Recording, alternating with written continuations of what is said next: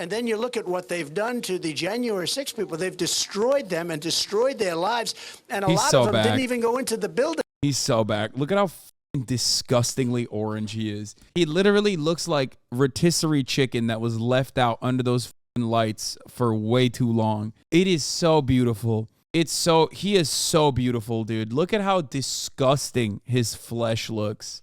It looks like the average British lady from Essex, okay? The only time I've seen tanner like this applied so liberally is in the UK. And you know exactly what I'm talking about. There's those lovely ladies out there in Essex, yeah?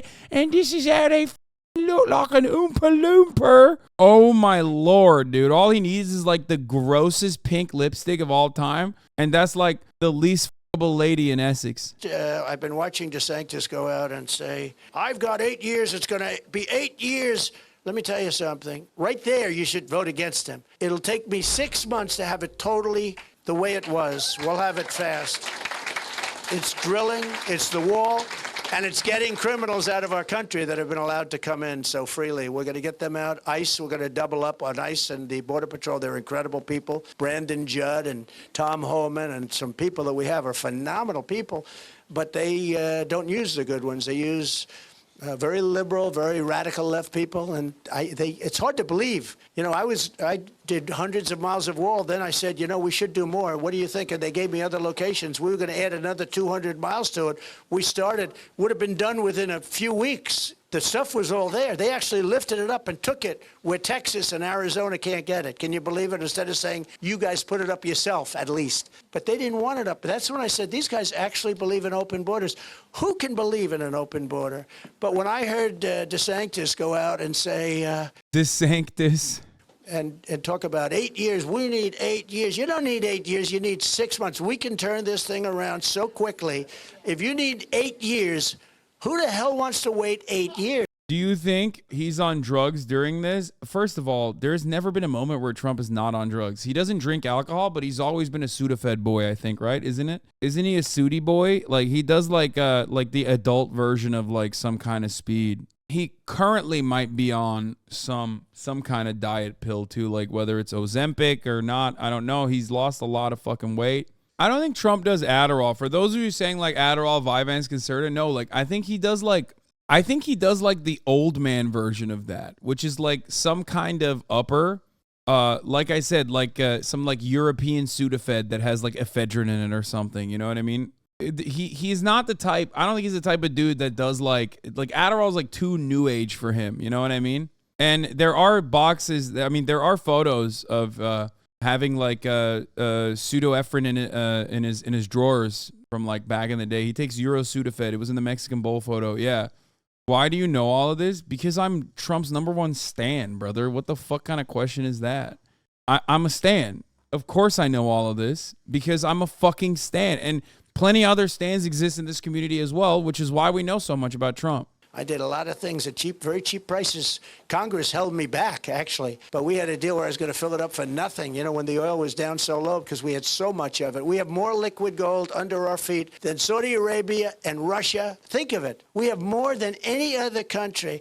We were going to double up on them. We were not only going to be dominant, we were going to be beyond dominant. We were going to be bigger than Russia and Saudi Arabia ×2. We were going to make a fortune with energy. We were going to start paying off debt and further reducing taxes. It was so beautiful. It was working so great. And then they just shut it all down. So a shame. But it's not 8 years. It's 6 months. And we'll be back. We'll be back in business, and sooner than that. And we'll be back in business, and those tractors are going to be spending a lot less money for their energy, and the food prices are going to start coming down, and a lot of things are going to start coming down. It'll be a beautiful thing to watch. It's going to happen very quickly. And I'm very experienced now. You know, it's not like I'm going in. Not like I'm going in and say, oh, this is a nice office. Is this the Oval Office? It takes you about a year to sort of say, can you believe this? This is the Oval Office. Dude, this is so likable, dude. It's not even just, like, this line here in and of itself is not even just, like, personable for the Republican Party base of voters, which already is, like, he already knows exactly how to speak to them. But this is, like, to the average American that doesn't care about politics too much, they see this and they go, oh, man, he's right. It makes him look human. which he is anything but, for the record. I mean, look at his fucking face. I can't get over how ridiculous he looks. And yet, like, when you look at the way he's behaving right now, he's on his fucking game. I mean, I cannot see Ron DeSantis. I cannot see Rob DeSantis come close to behaving in this personable manner. Not only that, but also he's literally doing the right thing, which is talking, not actually legislating and trying to attack Disney or whatever. He'll say Disney is gay. If Disney doesn't figure out what they're supposed to be doing, then I'll come for them, not actually go after them. You know what I mean? Like the main thing that I mentioned with Ron DeSantis earlier today about how Ron DeSantis keeps bringing up COVID, and that's actually not a benefit to him at all, is ironically a major benefit to Donald Trump. Given the fact that nobody wants to think about COVID, a gigantic reason why Donald Trump lost was that he got COVID right before the election, which reminded the entire nation of his failures. I mean, what bigger failure than literally getting COVID and being fucking hospitalized? What an incredible way to remind the nation that COVID is a huge problem. And, hundreds of thousands of people are fucking dying, and, all of the other associated emotional trauma. That was huge. That was in my opinion, probably one of the biggest fucking reasons why Donald Trump lost. Now, in 2024, America has moved beyond COVID. So when you have anyone trying to bring up COVID, they're going to look bad. And when Ron DeSantis keeps trying to bring up COVID and say like, oh, look at how good I was during COVID, that's a terrible fucking move by Ron, because then you're just invoking COVID and all of the emotional trauma associated with it, whether because you thought that like lockdowns were happening or whether it was because you felt even more isolated than you actually are. Donald Trump can get away with never mentioning COVID again. So that major burden on his electability is eviscerated, because anytime someone brings it up, he could just go, we're moving beyond COVID. America's moved beyond COVID. Why do you want to go back to that bad time? Is not helpful for Ron because it's reminding people of COVID and how they felt during that time. And it's very helpful for Donald Trump. So just remember that. Plus, his double standards in this regards are brought up right now. Yeah. Rob DeSantis has recently attacked Trump for following Dr. Fauci's guidance early in the COVID pandemic. But in previously unreported comments he made in the spring 2020, the Florida governor praised the doctor for doing a really good job. There you go. I told you this. I told you they're going to say, oh, well, you shut down. You shut down Florida. You thought Dr. Fauci was doing a good job. You wore a fucking mask. You got vaccinated and were too scared to admit that you got vaccinated. And your cancer wife probably got vaccinated too. I told you, Donald Trump can fucking eviscerate him with these lines. Like, he could just turn around and literally go, you and your cancer wife got COVID, or got the COVID vaccine. At least I'm honest. My wife never had cancer. You're weak. No shot he calls her his cancer wife. Lovely lady, got cancer. Very bad disease. Very bad. Did Ron give it to him? I won't say. Many people are saying Rob gave her cancer. Not me, though. I say, no, don't say that. Bye-bye. You're out of your fucking mind if you think Trump wouldn't go there. He doesn't even need to go there, because he could just fucking show little Rhonda's campaign ad over and over again when little Rhonda is like, hello, I love Donald Trump, teaching their child build the wall, shit like that. He 100% will go there. Didn't he take the vaccine plus booster and get booed for it? I think that's a total dumbass move for DeSantis, but I'm not sure as much of a slam dunk on Trump if DeSantis just reminds him of that. No, that's my point. Ron DeSantis got vaccinated too. Guys, these guys are all fucking major hypocrites. Of course they all got vaccinated. All of the fucking conservative pundits that didn't get vaccinated died. We covered it. We were there. You were there as well, most likely. Of course they all got vaccinated. They're not stupid. They're evil. The stupid ones died. Some of them still tweet about vaccines to this fucking day, as a matter of fact, even though they're fucking dead. We have school systems that don't even want to talk to the parents about their children. And you talk about changing gender and things where the child can make a choice and the child can be unbelievably young. The country has gone sick. It's gone sick. And I don't like the term woke, because I hear woke. It's like just a term that half the people can't even define it. They don't know what it is. Like, this is, as far as triangulation goes, that in and of itself is a significantly better way to rephrase the conversation than like talking about fucking children's genitals. You know what I mean? Like, he's like, oh, kids are choosing genders? What's going on? It's unbelievable. It's fucked up. We got to stop that. But when Matt Walsh is doing it, he's like, they're mutilating your child's penis. And it's like, dude, what the fuck are you saying? Even then, the gender stuff is not the most, it's not the most popular thing to talk about. Because, like, for the most part, people just have apathy. I've said this so many fucking times. It's not exactly a real constituency that's, like, actively able to mobilize on behalf of, like, stopping people's medication and their health care on the virtue of, like, it being something that Republicans don't agree with. Women getting, competed with, men. That is a byproduct of focus-tested anti-trans screeds that came from the Republican think tanks, the churches, and the special interest groups. We talked about it already. They looked at it. They wanted to attack, as I've told you, and the New York Times Daily actually covered it this morning. Did a pretty good job. I can't believe I'm recommending them. After Obergefell, they were like, all right, the next line is trans people. We got to attack trans people. We're going to make them the villain of society. We got to constantly bully them, bash them. And they found out that the bathroom bills were not successful.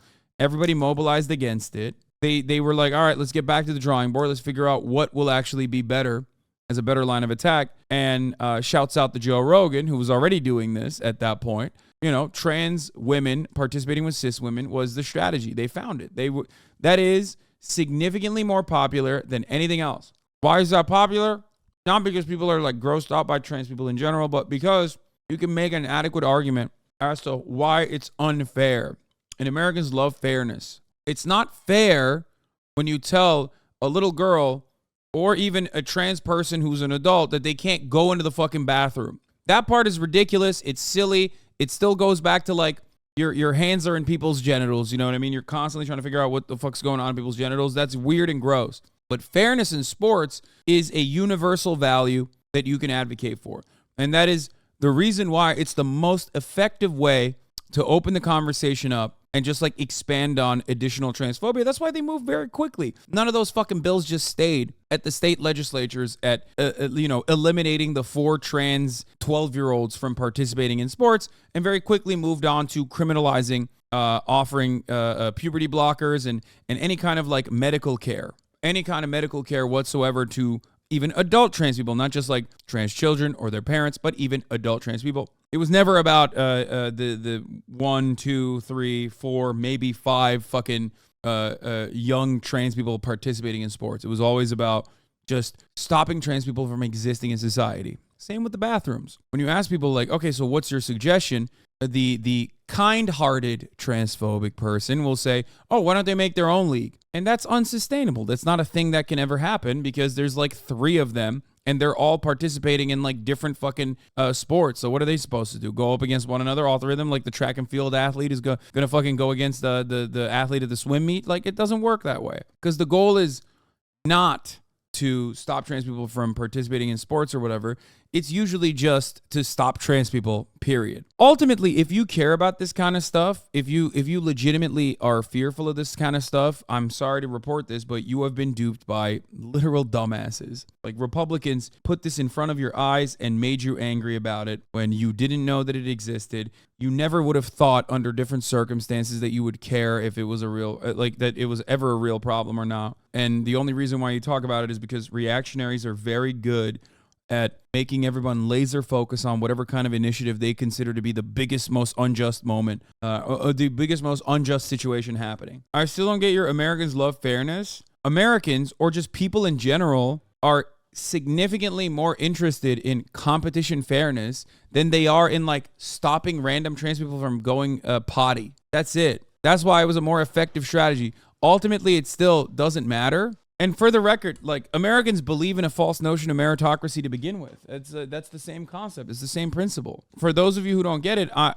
this is not my assessment of the situation. It is tested. This is something that like the Christian lobbyist groups have already tested and found out is the most effective way to introduce transphobia and sell it to a broader audience. Yeah, we're obsessed with winning, individuality, and this figment of individual superiority. Yeah. By the way, this doesn't mean that trans girls and trans boys should not participate in athletic competition against cis girls and boys. Make no mistake. I'm simply talking about it from how people perceive it and how it was very deliberately crafted as an effective means to distract people and get people riled up against trans issues, while also simultaneously telling you that it was never really about the competition or the fairness at all. It was manufactured outrage. But ultimately, it doesn't matter, because ultimately it's inconsequential, it's insignificant, and you should fucking belittle people that regularly bring it up. I think that's the most effective way to just like kind of snap people out of their fucking mania. So he basically admitted that trans women competing with biological women is unfair. No sports is fair. If sports were fair, then you wouldn't watch sports at all. It's a matter of, do you think it's fucked up that trans people get to compete with cis people, or do you not? Is there some cynical reason as to why trans people are transing themselves to compete with cis people or not? The transphobic person will say, yes, trans people are transing themselves deliberately to win a fucking high school swim meet. Sports have never been fair. It is so fucking stupid. Sports, if it was fair, would not have, then, you know, the NBA would have a 6 foot and under league. You know what I mean? Everyone would be the same height. Is that what you want? What about outside of high school? In professional sports, I still don't give a shit. It's great. Everybody's on steroids starting from high school to the NBA. Yeah, that too, but it's not fair enough. Yeah, once you eliminate the 3 trans people from participating in sports, then it'll be fair, certainly. Ultimately, the worst part about this conversation is that you are causing me to fucking care about women's sports. I do not even care about men's sports. Why the fuck would I care about women's sports? Women don't care about women's sports. I hate you for making me ever broach this subject or learn about not only women's sports at the most competitive, at the most interesting professional level, but like women's sports in fucking high school and shit, dog. It's so disgusting. It's so ridiculous. They're out there swimming and setting records. You see the records that are being broken? Records that lasted for 19 years are being broken by, 30 seconds. Name one instance. That was never happened. And a guy comes along and breaks the record by, numbers that will never be broken again, unless you have another guy come along, and then he'll probably have it broken. The whole thing is crazy. I'm not a fan of LeBron James, but I said, if I were the coach of a women's basketball team, I would have the greatest team. I'd say, LeBron, would you like to become a woman? And I'd go to another 4 or 5 big guys, and I'll say, how about we will be undefeated for many, many years. Yeah, LeBron James is going to take a pay cut and become a woman to play in the WNBA. Like, he can't fucking win. That argument doesn't even make sense. But when you look at what we did at the border, when you look at what we did in every single aspect, even right to try, where we had for 58 years they've been trying to get this, where we have very far-reaching drugs that were good, but they're not approved by the FDA, and somebody's terminally ill, and we couldn't get the drugs. They'd go to Asia, or if they're poor, they just go home and they die. They have no hope. But they'd go to Europe. They go all over the world looking for something, and I signed a bill. Very hard to get, actually very complicated, because the drug companies didn't want it, the labs didn't want it, the doctors didn't want it, because, they thought they had liability. I signed a non-liability.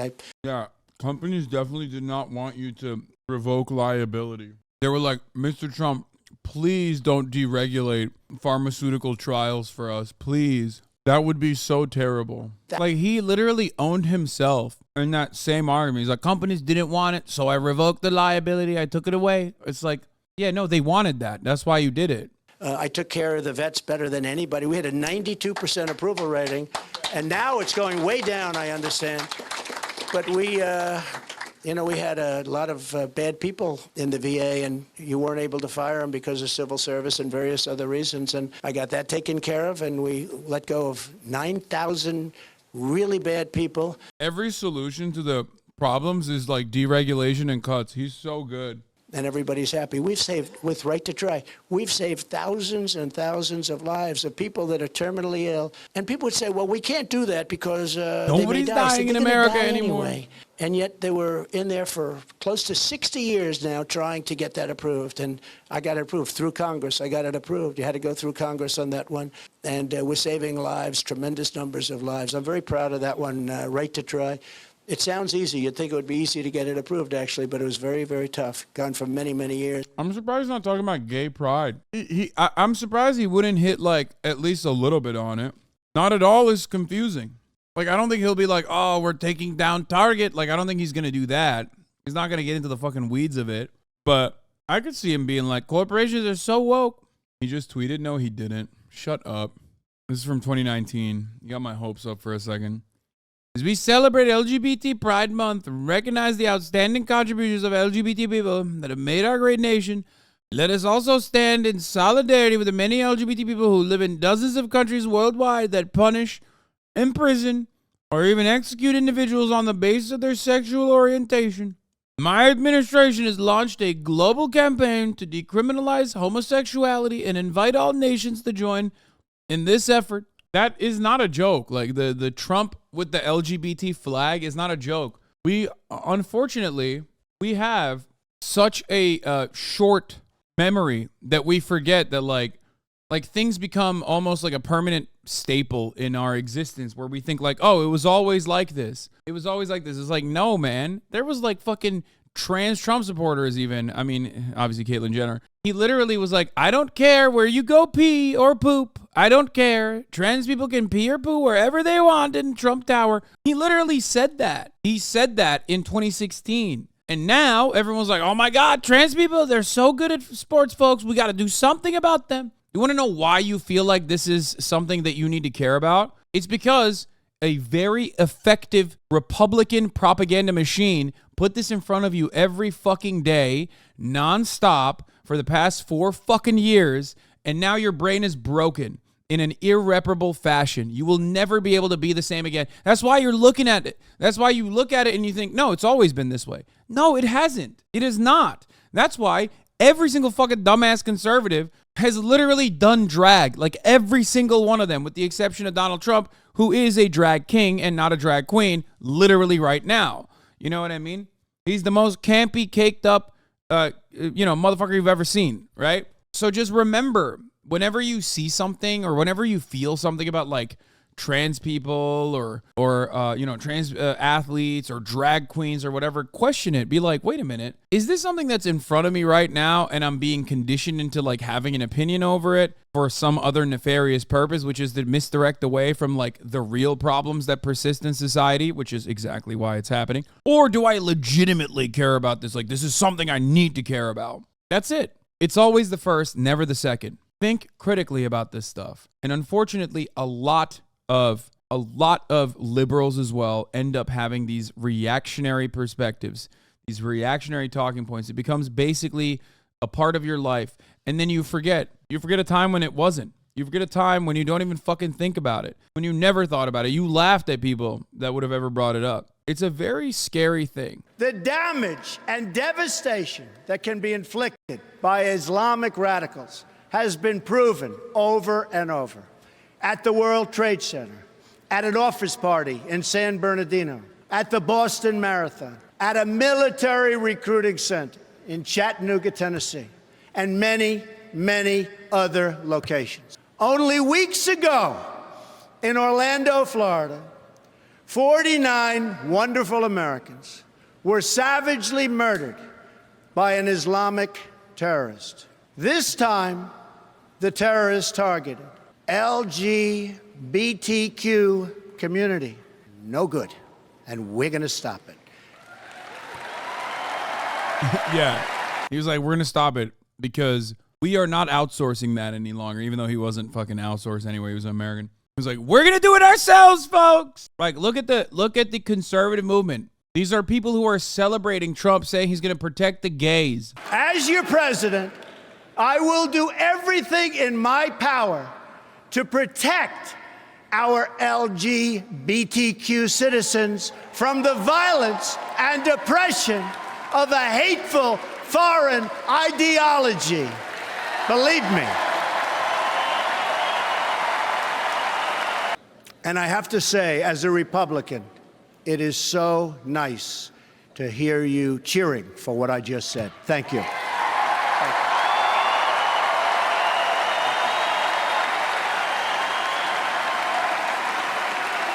Like, this looks like from a different planet, right? Knowing what you know about what has happened since then in the fucking like 7 years, almost 8 years since this happened, You look at it and you're like, wow, this must be from a different universe, an alternative universe. Like, no. Now, are you just blaming Muslims back then? I know. That's a typical conservative trope, is to act like you care about the LGBT to fucking attack Muslims as though they're the ones who are fucking attacking LGBT, when we know who attacks the LGBTQ community. In America, it's white evangelical Protestants who are significantly more hateful than any other group in the United States of America and have an outsized amount of power. The point is not that Donald Trump is like some woke hero. It's not. He just knows how to read the room. And at the time, this was the audience. The audience was receptive to this kind of message, especially when partnered up with anti-Muslim sentiment. Didn't Asai get mad at a beer company when a trans person's face was put on a few counts exclusively for that reason? My friend, do you think I'm trying to make the argument that Republicans are not unhinged fucking losers who are transphobic and want to kill trans people? Of course they are. The point is, they are easy to manipulate, and so are you. A lot of people think that they are above the propaganda and spend an insane amount of time arguing on the boundaries that these freaks have set for us, instead of just saying, nah, that's fucking bullshit. You are being manipulated into having these conversations over and over again. You are not immune to propaganda. I am not either. It ultimately shapes your reality in such powerful ways that you end up forgetting a near, not so distant past where things were the exact opposite. Do you understand? That's why I gave you that snapshot from 7 years ago, before Donald Trump became president.